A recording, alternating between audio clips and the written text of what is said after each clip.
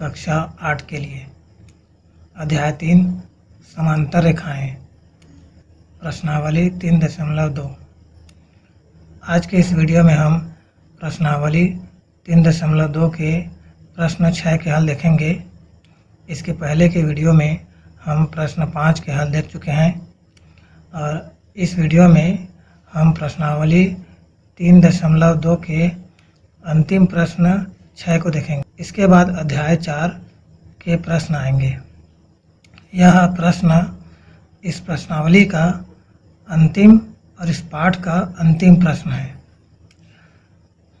देखिए, प्रश्न में दी गई आकृति में AD 8 सेंटीमीटर, BD 4 सेंटीमीटर तथा AE 9 सेंटीमीटर, EC 4.5 सेंटीमीटर हो तो क्या DE समांतर BC है?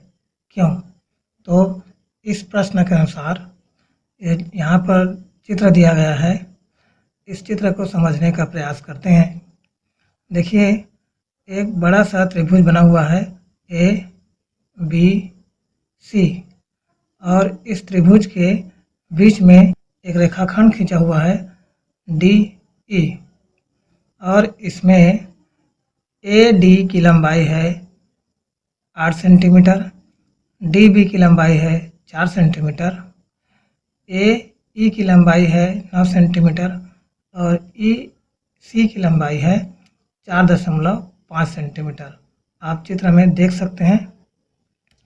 अब उसके बाद इसमें कहा गया है कि क्या DE और BC ये दोनों समांतर है।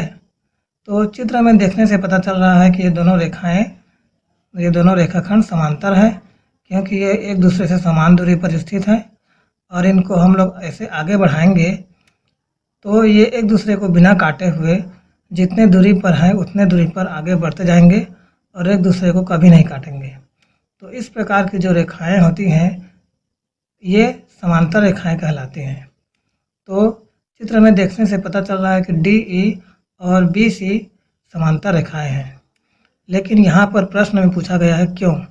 तो इस क्यों का कारण भी हमें बताना है। तो सबसे पहले तो हम हल में जो चित्र का वर्णन किया गया है उसे हम लिख देंगे। दी गई आकृति में AD 8 सेंटीमीटर, BD 4 सेंटीमीटर तथा AE 9 सेंटीमीटर, EC 4.5 सेंटीमीटर है। उसके बाद हम लोग यहाँ पे नीचे में लिखेंगे हाँ DE समांतर BC है। अब क्यों है इसको यहाँ पर हम लोग देखेंगे, क्योंकि यहाँ पर एक परिभाषा दिया गया है। त्रिभुज में किन्हीं दो भुजाओं के मध्य बिंदुओं को मिलाने वाली रेखा तीसरी भुजा के समांतर होती है। अब इस परिभाषा का क्या अर्थ निकलता है, इसे हम चित्र में पुनः एक बार देखकर समझने का प्रयास करते हैं। देखिए, यहाँ पर ये चित्र को एक बार फिर से देखते हैं। ABC एक त्रिभुज है और इसमें BC रेखाखंड है और DE ये भी रेखाखंड है और दोनों देखने पर समांतर दिख रहा है।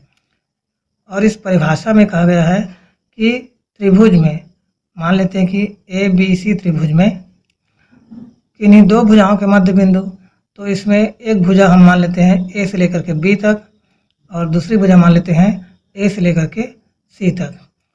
तो AB भुजा और AC भुजा दो भुजाएं हो गई। उसके बाद दो भुजाओं के मध्य बिंदुओं को मिलाने वाली रेखा। तो यहाँ पर AB का मध्य बिंदु D मान लेते हैं और AC का मध्य बिंदु E मान लेते हैं। अब D बिंदु को E बिंदु से मिला देते हैं तो मिलाने पर DE रेखाखंड प्राप्त होती है। तो ये DE रेखाखंड प्राप्त हुआ है। यह रेखाखंड तीसरी भुजा के समांतर होती है। अब यहाँ पर ये जो DE रेखाखंड प्राप्त हुआ है यह तीसरी भुजा के समांतर होती है बोला गया है। तो यहाँ पर इस त्रिभुज में तीसरी भुजा हो जाएगा BC। तो DE BC के समांतर हो जाएगा। अब इस त्रिभुज में पहला भुजा हम लोग माने हैं AB और दूसरा भुजा माने हैं AC, तो तीसरा भुजा हो जाएगा BC, इसलिए DE समांतर BC होगा। उसी को यहाँ पर लिखा गया है। अतः भुजा DE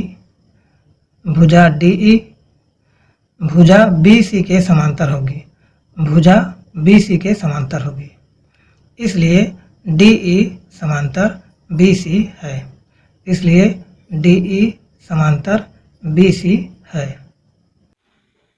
आज के इस वीडियो में इतना ही। धन्यवाद।